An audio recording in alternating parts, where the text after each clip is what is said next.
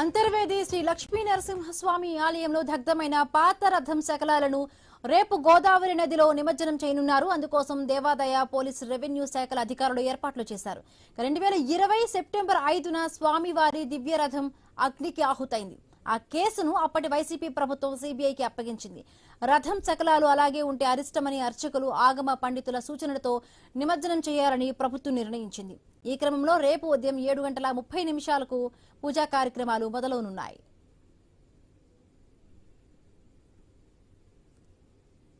కాలిన రథం ఏదైతే ఉందో దానికి సంబంధించి పర్మిషన్ కోసం ఎండోర్మెంట్ డిపార్ట్మెంట్ ఏసీ గారు గడపడం జరిగింది సార్. దాని మీద అని ఒపీనియన్స్ తీసుకున్న తర్వాత క్లియరెన్స్ ఇవ్వడం జరిగింది సార్. ఇన్సిడెంట్ జరిగిన తర్వాత దానికి సంబంధించినటువంటి అన్ని ఆధారాలు కూడా శాంపుల్స్ అన్ని కూడా అప్పటి ఐఓ గారు ఇన్వెస్టిగేటింగ్ ఆఫీసర్ కలెక్ట్ చేశారు సార్. అవన్నీ కూడా కోర్టు సబ్మిట్ చేయడం జరిగింది సార్. ఎవిడెన్స్ కూడా ప్రిజర్వ్ చేయడం జరిగింది సార్. తర్వాత ఈ క్లియరెన్స్ ఇవ్వడం జరిగింది సార్. ఈ 3వ తారీఖున జరిగే కార్యక్రమానికి మేము తగిన బందోబస్తు ఏర్పాటు చేసుకొని ఈ కార్యక్రమం అంతా కూడా పీస్ఫుల్గా జరిగేటట్టు చూసుకుంటాం సార్. లాస్ట్ టైం చిన్న చిన్న మిస్టేక్ జరిగితే అన్నీ కూడా ఐడెంటిఫై చేసుకున్నాం సార్. ఈసారి చిన్న మిస్టేక్ కూడా జరగకుండా తమ డైరెక్షన్ కూడా తీసుకొని పీస్ఫుల్గా జరిగేటట్టు చూసుకుంటాం సార్.